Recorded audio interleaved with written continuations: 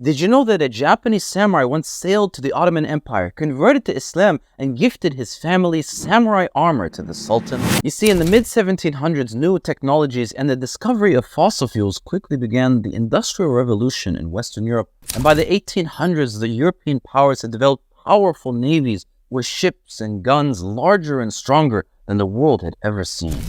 This began a new era of imperialism, where industrialized nations would send their navies to the shores of other countries, threatening them with their ships and forcing them to sign unfair trade agreements in what was known as gunboat diplomacy. And in 1853, Japan was on the receiving end of this, when an American fleet decided to appear on the docks of the Japanese capital city and force the government to sign a trade agreement with them. The Japanese people were furious with the weakness of their government and overthrew the ruler, replacing him with a new emperor instead. And knowing time was limited, the new emperor began a process of rapid industrialization, trying to get his country to the same level of power as Western Europe. But while all this was happening in the East, another nation was facing the same pressure in the West.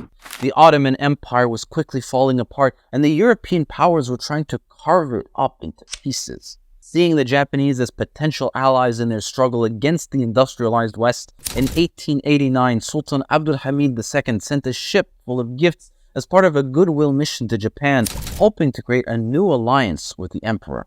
The emperor received the ship and its crew and stayed in Japan for 3 months. There, they met with members of the royal family and the government and exchanged gifts and greetings and made plans for future cooperation. And when the visit was finally over, it was time to go. The crew of nearly 600 men boarded the ship and set sail for Istanbul. But little did they know, most of them would never make it back home. While sailing south along the coast of Japan, the clear weather quickly turned violent and waves and winds began to pick up. Soon they found themselves in a massive storm, and the main mast of the ship splintered and collapsed, smashing into the other sails, making the ship immobile. The winds now reversed and pushed the ship back towards the shore, where sharp rocks enveloped the coast. It was now the middle of the night, in total darkness. The violent waves threw the ship against the rocks, smashing its hull, tearing it to pieces. The crew of the ship were tossed out, thrown out into the darkness, and the raging sea swallowed them up, and they were lost forever to the blackened waves. In total, more than 500 sailors lost their lives that day. Only 69 sailors survived. And by the way, if you want to support the channel and help me pay my editors, you can sign up for my Patreon, link in the YouTube video description or on my TikTok profile. Anyway, news spread across Japan of what had happened to the Ottoman ship, and help began pouring in, searching for the dead and aiding the survivors. And one Japanese man in particular was awestruck by the news, and so he decided to do whatever he could to help. Yamada was a businessman and a member of a high-ranking samurai family from Tokyo. And with his connections, he launched a nationwide relief campaign, using the newspapers to spread the news and collecting donations for the surviving sailors and the families of those who had passed away.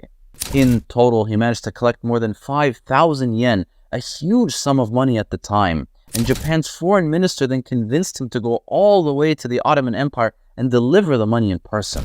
Yamada arrived in Istanbul in 1892, and he gave the money to the Ottoman government to distribute to the families and the survivors.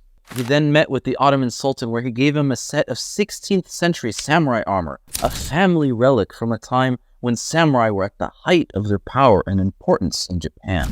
The Sultan then asked him to stay in the Ottoman Empire for 2 years and teach the Japanese language, where he agreed and was offered a job at a military war college. And it was during that time that Yamada became extremely interested in Islam, eventually becoming Muslim and even taking on the name Abdul Halil. And after a brief return to Japan in 1893, he decided that the Ottoman Empire was where he wanted to live. When he returned to Istanbul, he set up a shop called Nakamura Shoten, selling Japanese silk, porcelain, tea, and various wooden crafts. At the time, Japanese products were becoming trendy in Europe, and Yamada's store quickly became popular among the Istanbul elite. Even the Sultan himself was known to be a regular customer. Soon enough, Yamada was at the center of diplomacy between the Ottoman Empire and Japan, and the store became an important landing point for Japanese diplomats visiting Istanbul for the first time.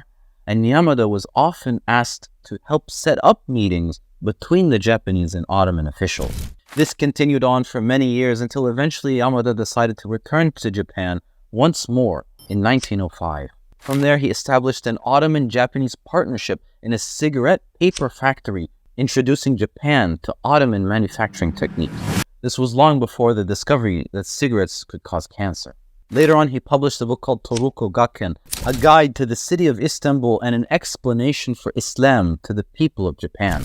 He then went to Mecca for Hajj in 1914 and visited Istanbul twice more, one time right after this Hajj and a second time in 1931. And by 1957, at the old age of 90, he finally passed away. But his legacy will live on in the city of Istanbul, where you can still see his samurai armor in the Museum of Topkapı Palace till this day. Like and follow for more Muslim facts.